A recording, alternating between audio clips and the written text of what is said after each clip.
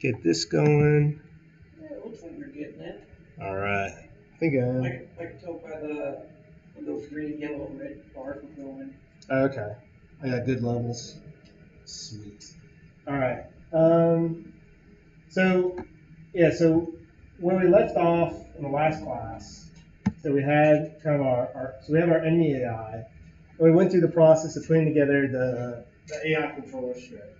And so the AI controller, this just extends the character controller that we have, that's our characters currently using to move around in the game. So for our AI controller, what we need to do with really, I guess at this point, now what we need to do is get the damaging set up. So right now, I think we had it where our character could actually like sit on top of the enemy and kind of run around. We don't necessarily want that to happen. So now we want to tie it so we have to do this kind of damage with the character. I'm sorry, with the enemy. So if we look at the canvas, so we already have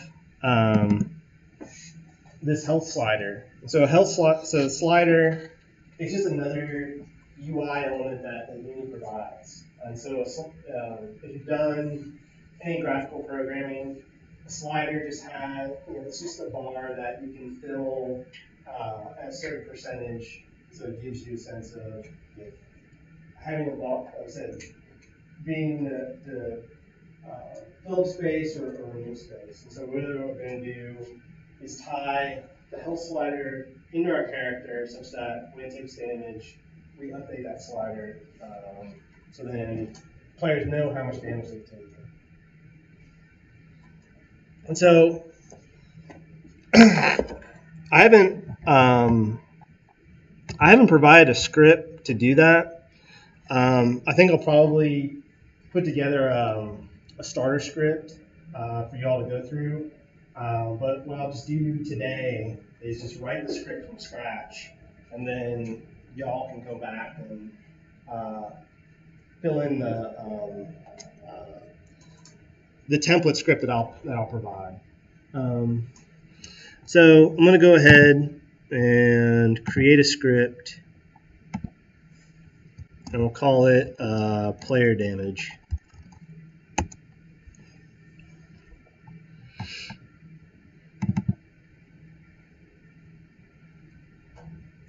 So open this up.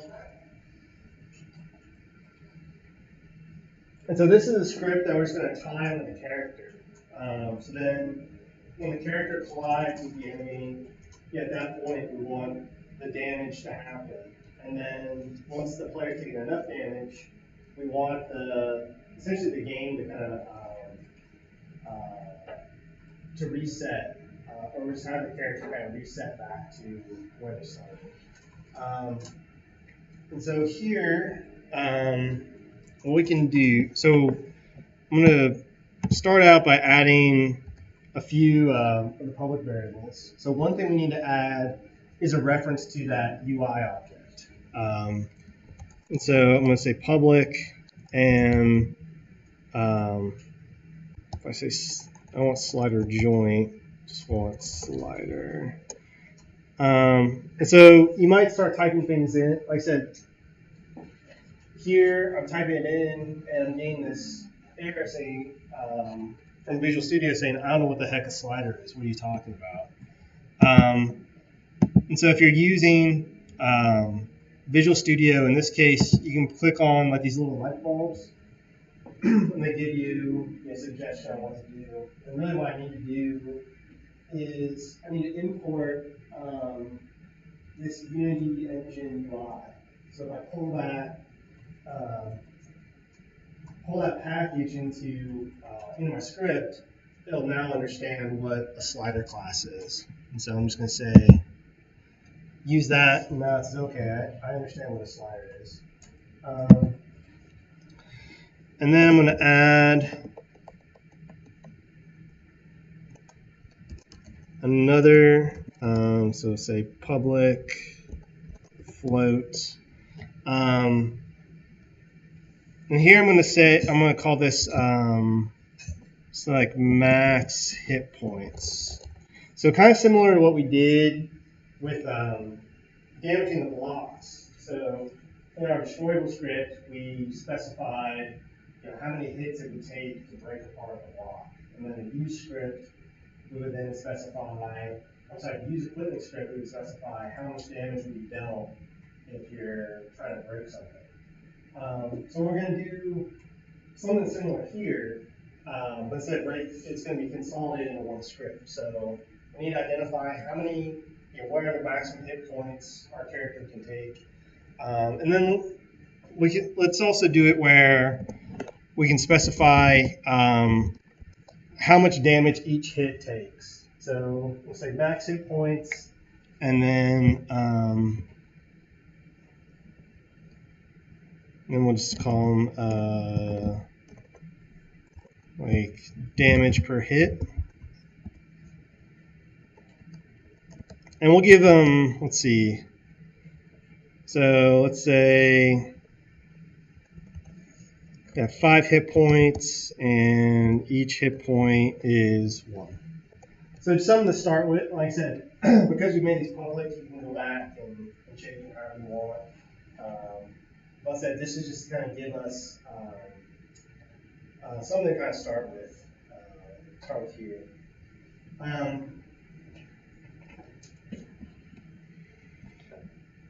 So we don't really need start and update. It's like I said, so really what the purpose of this script is just going to be looking for collisions between the player and the enemy, and then doing the updates as they need. So what Unity callback method do we need to implement in order to look for the collisions? Do you remember? Huh? Not get component. So I'll just kind of get started. So private void on what? On collision. How about this one? Because like I said, when we're looking for when we're colliding with the objects. So one thing we need to note though is that we're only interested in when the player collides with the enemy. So right now on collision entity, this collision is always going to be called whenever the player collides with anything that has a collider type to it. So how can we differentiate the enemy from anything else in the game?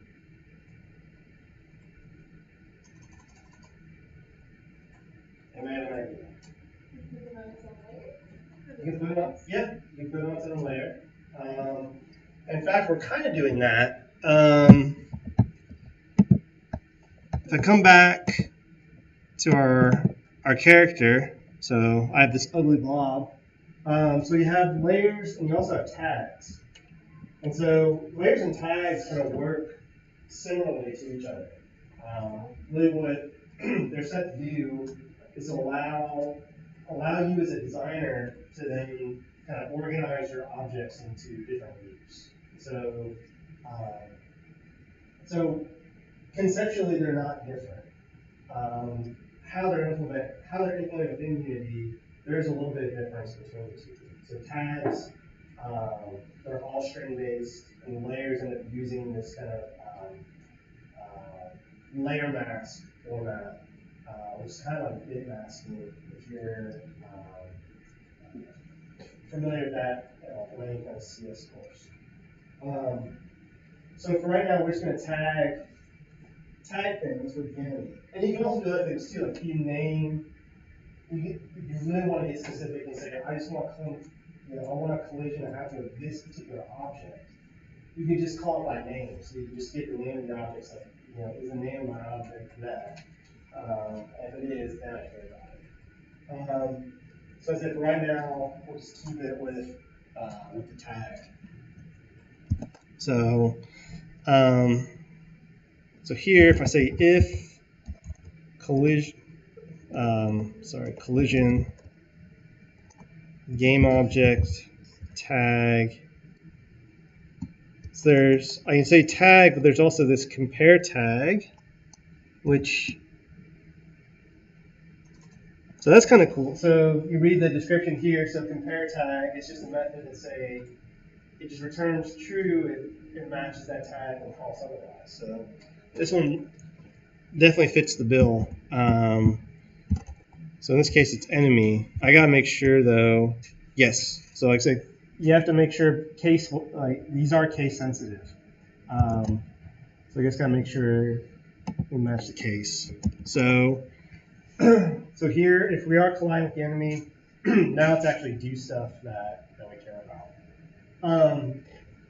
So what we need to do is decrement our hit. So kind of like what we did with the destroyable blocks. We decrement the hit count by however much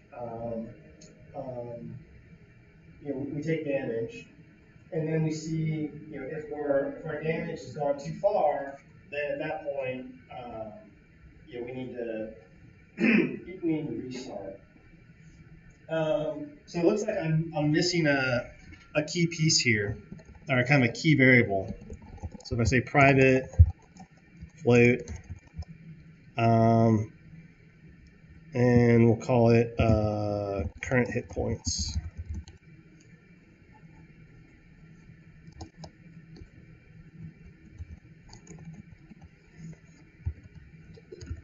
So current hit points is going to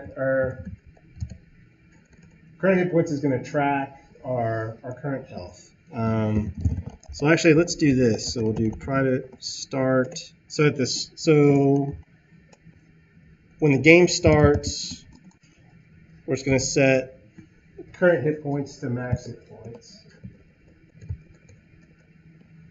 And so when we do the collision, so we want to decrement. So if we say current hit points minus equal damage per hit. So here, so I'll just take some notes here. So so I guess let me start up here for our notes. So the first one would just be if the player is colliding with the enemy.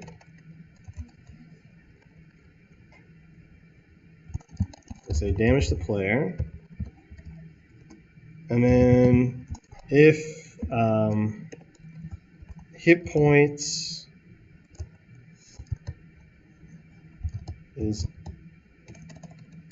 are at or below 0,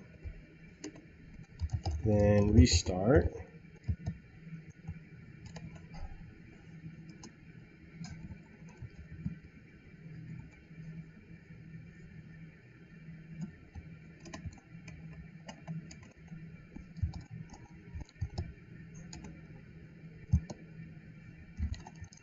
Or else update the health bar. Okay. So here, so if hit points are below 0, then we want to restart. So here we can say if current hit points is less than or equal to 0,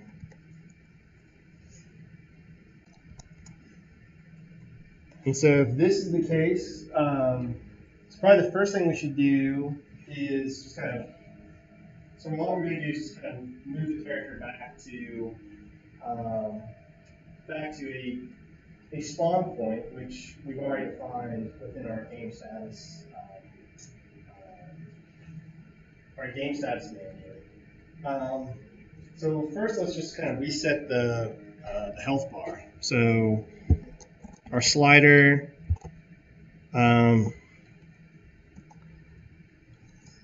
so slider value. So the value for slider, so this is something that just gets normalized between, I I believe it just gets normalized between 0 and 1.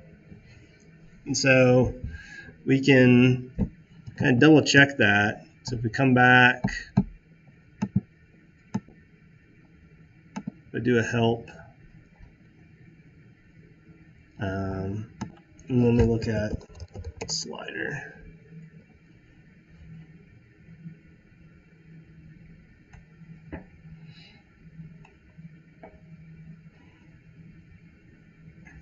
And it's making us wait.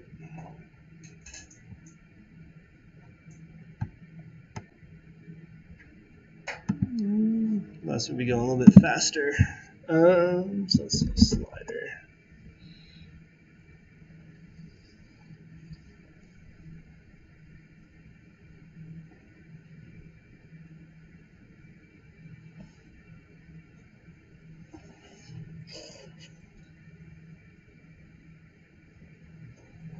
So I thought this would be going a little bit quicker, but maybe not. But if you were to come back and just look at the health slider, so if I find my mouse,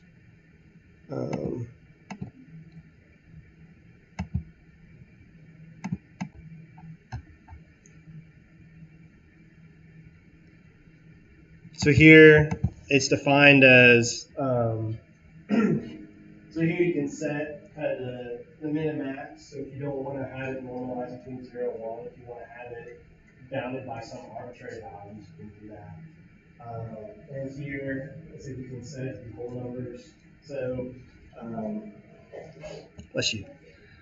And then you can see, as you modify the value, it increases and decreases the fill level. So if we set it back to 1, in this case, it's just going to fill it back up. So that's what we want if we're resetting. So I'm going to go ahead and come back. So we'll set it to 1. And then the other thing too is now, like I said, now we want to put the character back at spawn point. And you've already done this with the, so by bringing back up the character, we have this game status manager that, like you have it where you have the start point, end point, and some of you also may have gone through and started putting the checkpoints too. So really, we can just kind of call into this and just utilize what we have for the game status manager. So this is where get component comes into play, because now we want to pull that component, in.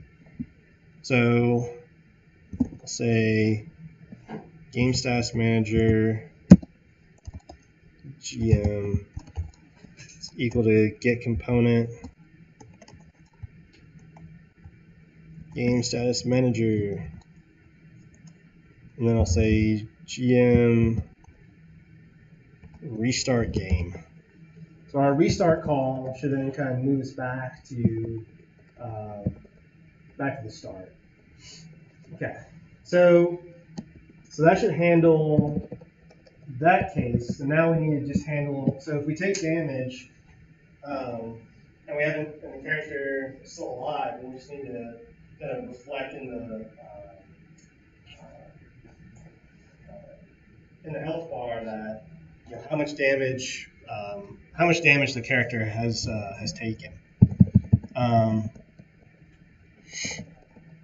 And so here, I'm just going to say else.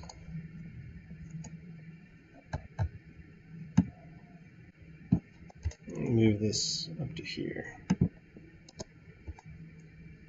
Okay. So right now, our hit points, they track. So they track how many hits that our character's taken.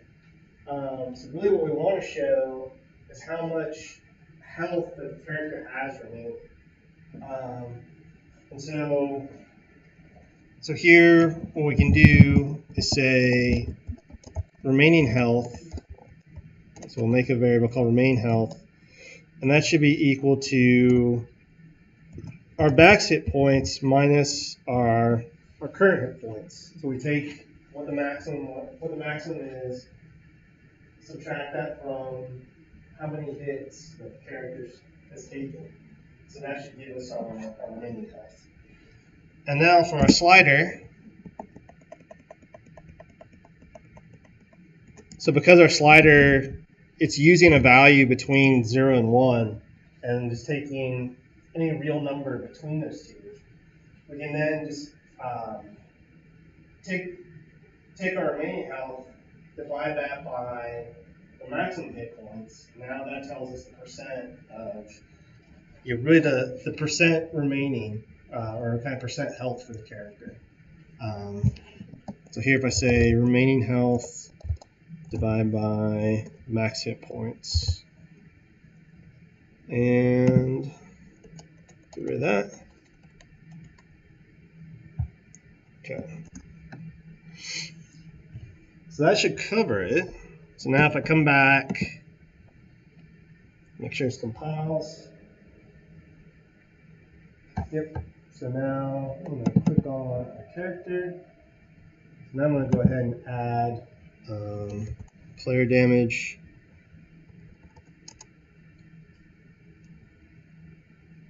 And now it needs a reference to the slider. So I'm going to pass it slider into there. All right, so let's see if this works. Oh, it does. Yeah. Oh, not quite.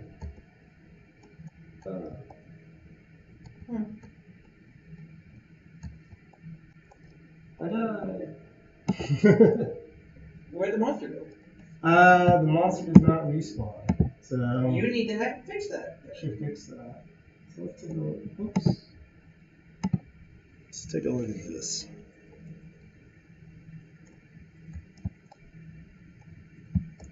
All right. Now I'm getting some other kind of null. Where is that coming from?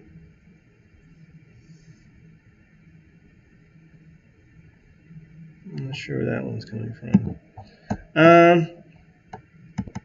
Interesting. So let's take a look.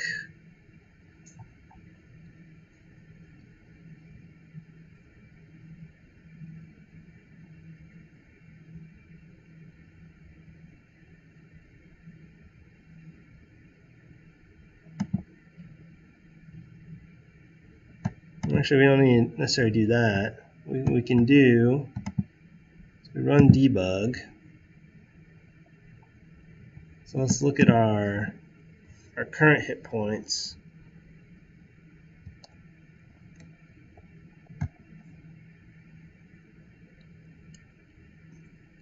So right now it's at 4, 2, oops. Now I'm stuck on the character. We're stuck on the enemy.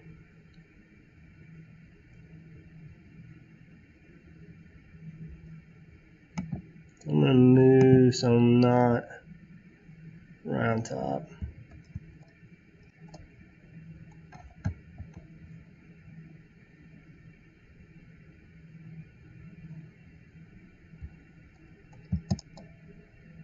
So 1.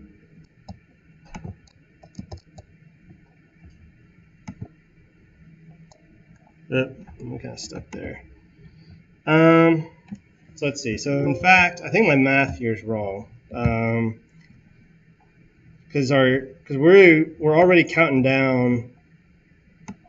Because her hit points kind of starts at the maximum. So really, what we need to do here is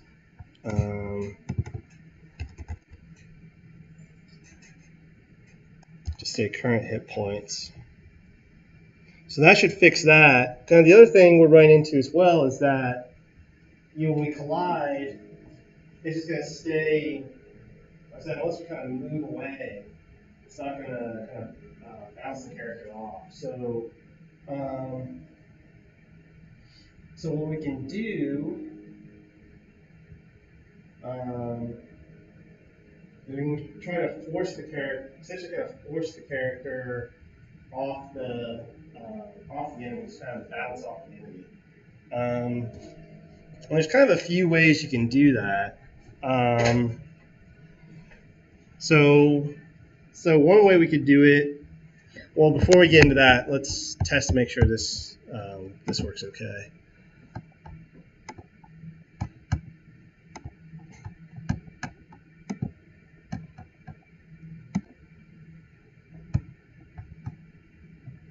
So it's compiling.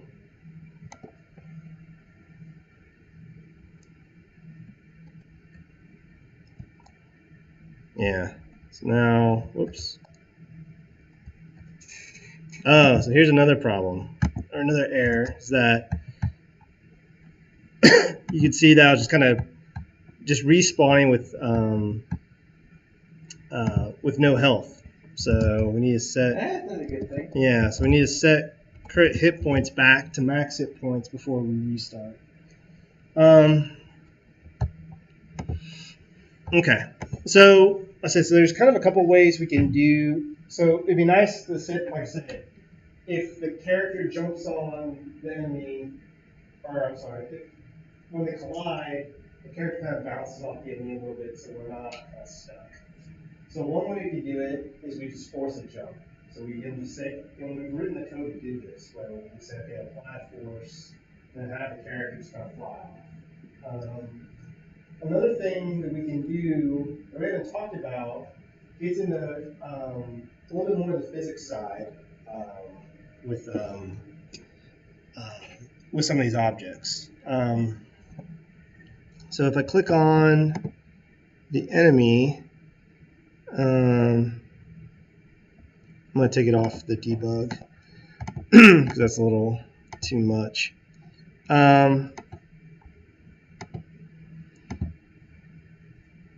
So one thing we haven't talked about is this idea of a physics material. And so a physics material, what that allows for, it allows for adding kind of additional properties to the rigid body such that when anything interacts with it, it then applies a force to that interacting object. And so let me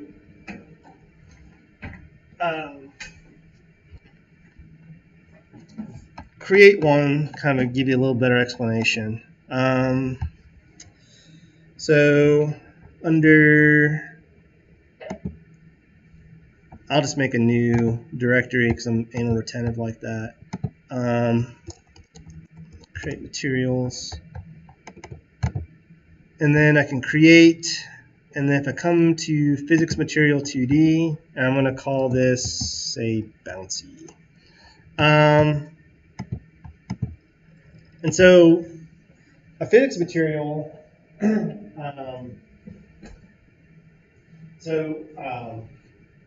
what it specifies kind of the parameters. It's the idea of bounciness and friction. And so this idea of bounciness comes with, it's really kind of the idea of elasticity. So if you're, so say two objects are colliding with each other in a perfect collision, they would kind of bounce back to each other, or they would deflect to each other with equal force. But you do have materials set up that absorb impact. So right into a brick wall is different from running into the side of a wall. If you want to test that, you definitely want to try it. So in the case of the bounciness, like I said, you can specify different levels of elasticity. So if you want to have it kind of a perfect collision, you would increase that bounciness level. So then you would deflect with the same force that you impacted with. Friction is another material, and so you already have. I think we've kind of played it a little bit with regards to drag, but you can apply friction to different surfaces. So if you wanted, and this may be of interest to folks as you're creating many of your games, where if you want portions of your level that have more friction So the more friction you apply, the more force is required to move across it. So if you apply friction, it'll slow down an object moving across it. Likewise, if you reduce that friction, it'll slide right across. So if you want to put in like little ice levels or quicksand, this is kind of a cheap and easy way to do that by modifying those materials. So what we can do is we can apply a physics material to the enemy that has some elasticity to it, so then when the character jumps on it, the character kind of bounces off. But the character's still going to take damage because that collision is going to register. It's just not going to linger for too terribly long. So I'm going to set, say, friction to 0 and say bounciness to 0.5. And so you can kind of tweak it and try different things. So I'm going to go to my blobby character, and we're going to add some bounciness to our blob's life. And now let's see what happens. So now, whoops.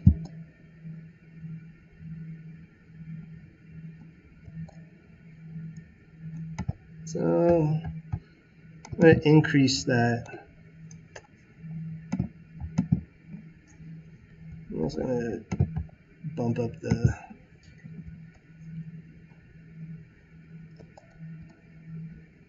so now you can see as our character moves.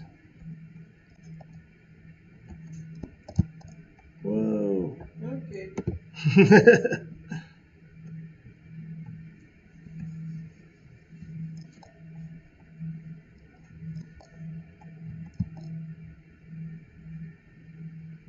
So now you saw I bounce on the character. No.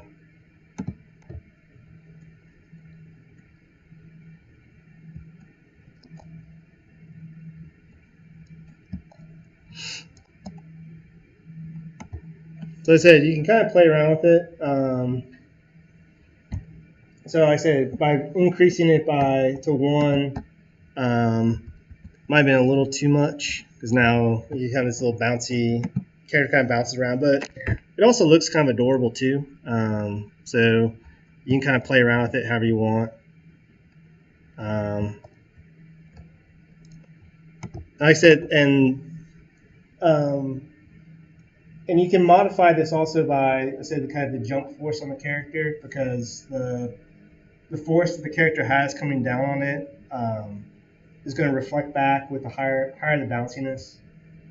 Those are just kind of different ways to do it. But one of the things that for the bonus, because the next thing we want to talk about is getting into actually harming the character or harming the enemy. So some of this might be new if you end up doing this jump on. If you do an attack where you jump on the enemy, because as soon as you jump on them, the enemy should go away. So let's take a look. I guess kind of the remainder of the class, kind of go through at least these two, and then I'll probably just do a supplemental video for the projectile.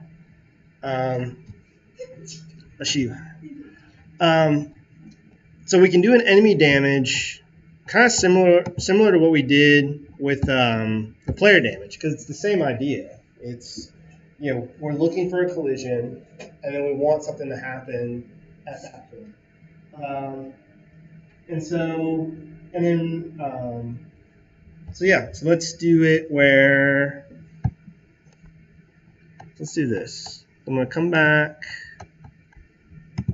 to my scripts and create a new script, call it enemy damage.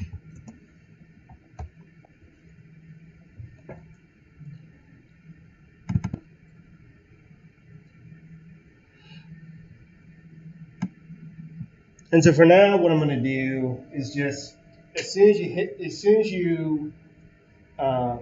the enemy takes one hit, then they'll die. Well, let's set it up kind of similar to what we did with the player. So let's say we have a max hit points. And for now, let's just say 1.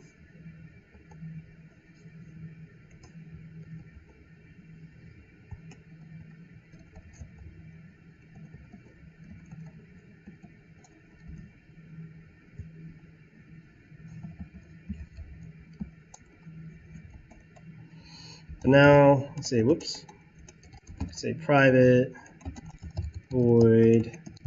We're looking for a collision again. So on collision, enter 2D. So now in this case, instead of looking, so we're doing the inverse of what we did with player damage. So now we're only interested when the enemy is colliding with the player. So in this case, we can say if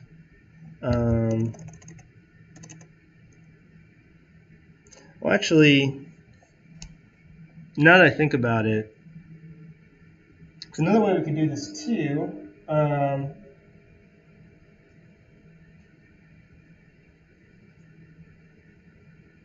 should we do this?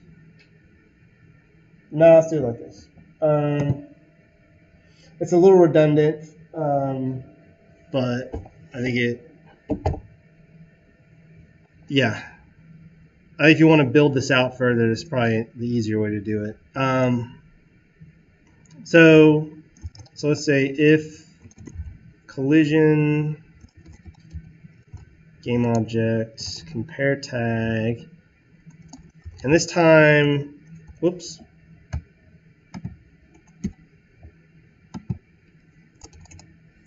I'm going to look for player. And so if you remember, we've given our character, we've put or assigned them the player tag. So here if I look at player, and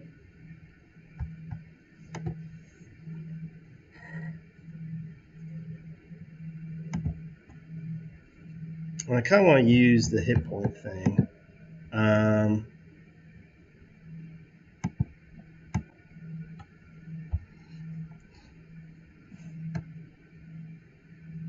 So we can do, okay, so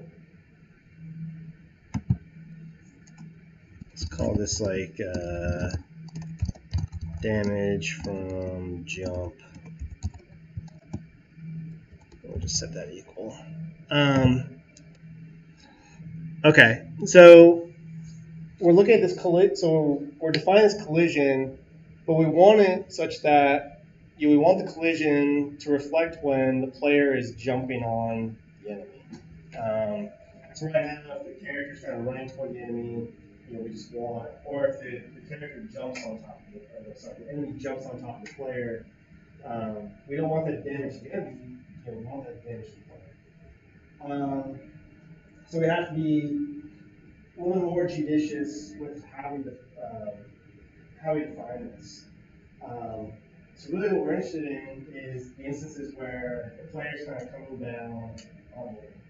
So an easy way to do that is just to look at our XY coordinate. So if we know the player is currently on top of the enemy, at that point they must be jumping on it. So we can look at just kind of what we can compare the differences in the Y coordinate with the player and the enemy to discern whether or not the player is jumping on the enemy. So let's try this. So if I say if collision game object transform position, oops.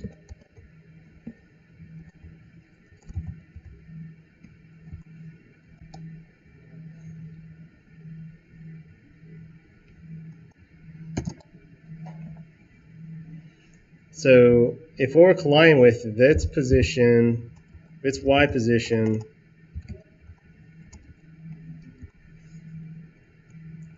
is greater than the character, then sorry, if we're going to set this up exactly like we did player damage, I need to add a little bit more. So like current hit points, 0, and then private void start.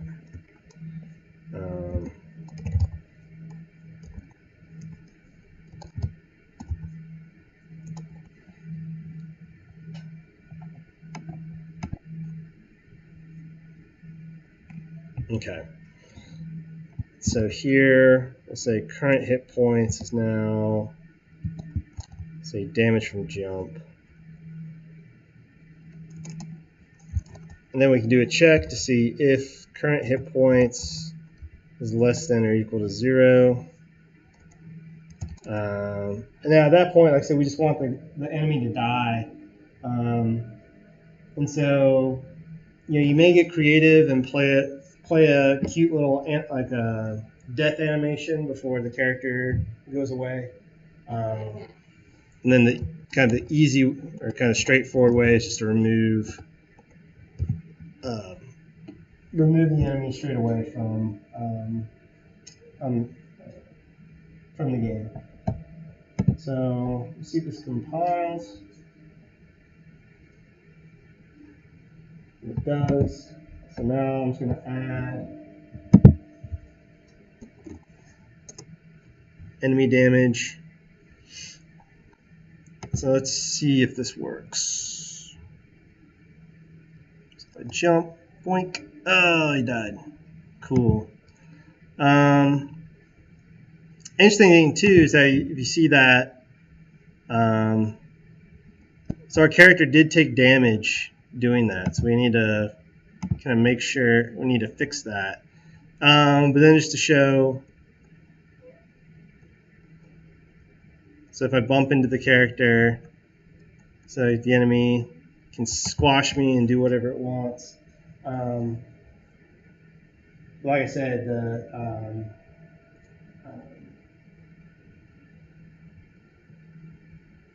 what was that?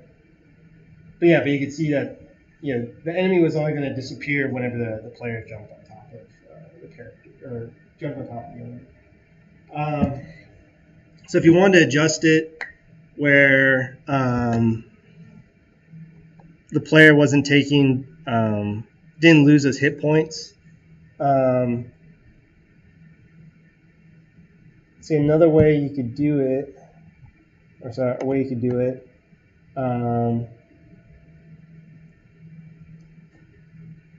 So if you look at our player damage,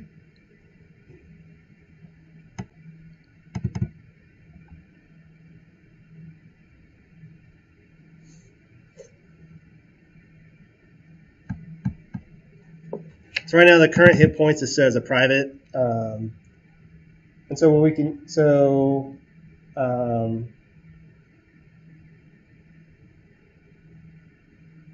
have a cheap and easy way to fix this. Could be we just make this public, and then what we can do is when we jump on the character, so if we know that we're colliding with the player,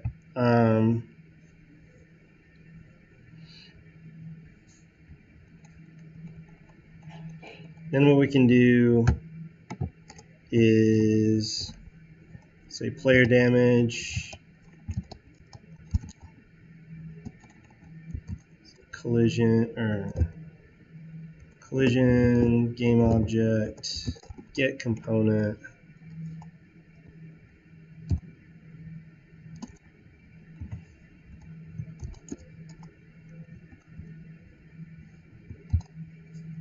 Really what we're just going to do is just force a reset, or just kind of add back the damage that we caused with the enemy. So it's a little clunky.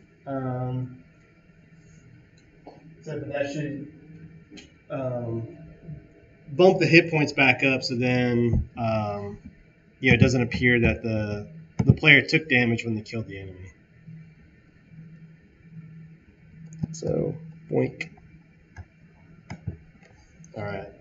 And then the other thing too, like I said, you can also have it where you put down an item that if the character runs into it, that will also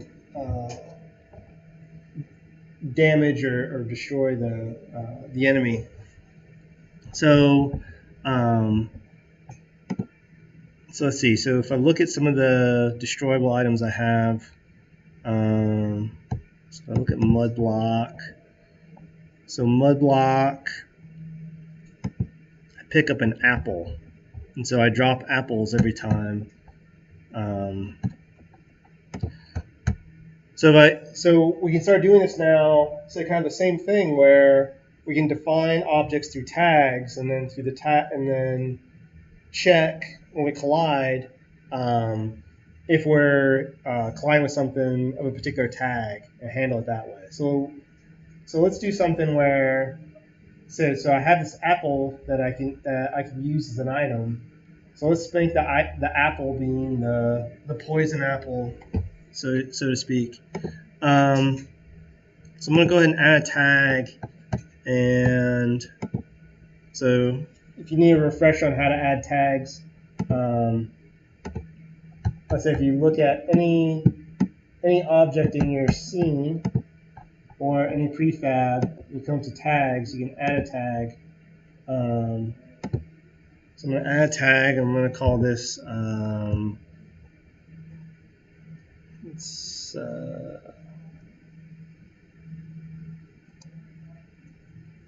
call it projectile, even though it's not going anywhere.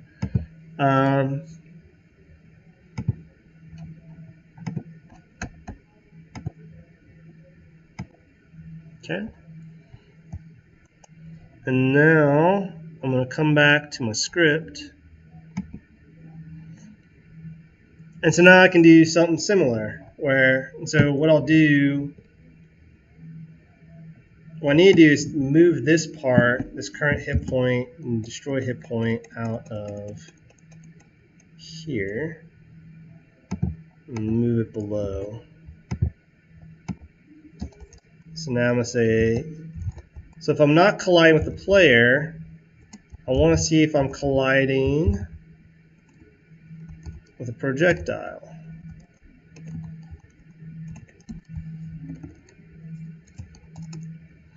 And if that's the case, then what I want to do is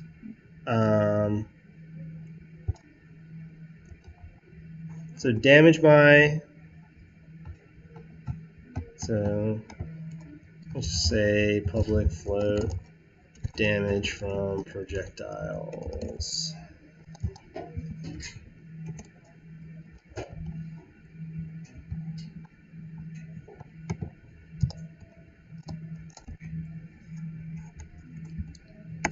So I can do that, and then I'm going to remove the projectile from the game. So I can just say destroy collision game object.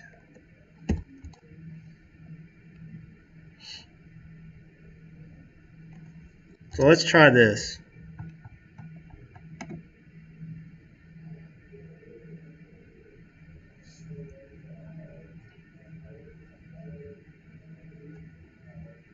And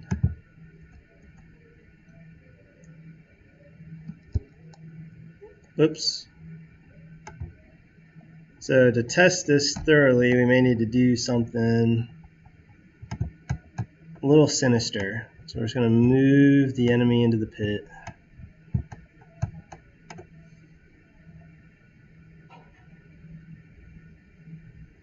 So poor enemy stuck in the pit.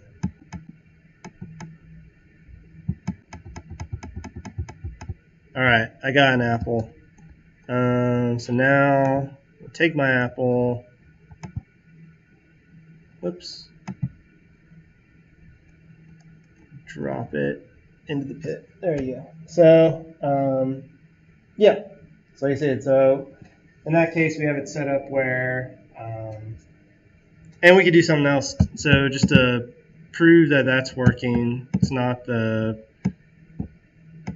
because it's falling on top of the player like we were doing with the jump, I'm just going to drop an apple in front of the enemy and runs in front of it and dies. So anyway, so like I said, so that covers kind of putting together kind of different methods for killing the enemy. So you can jump on them. Also, you make a crafting item, and then I said the other thing you can do too for the assignment is create a projectile. So you can have a projectile. So right now, instead of just kind of placing items out of the ground, you can point the reticle and press the button and have it shoot out toward toward wherever you're pointing. So I'll put together a video that covers that for it. Because we're not going to have time to go through that before you get class. But yeah, so that kind of covers the rest of the assignment. I'll get this video up here shortly, and so the assignment itself isn't due until next Tuesday, so you have plenty of time to look over some of that, the materials, and so if you really want to try to get all these bonus points that you can.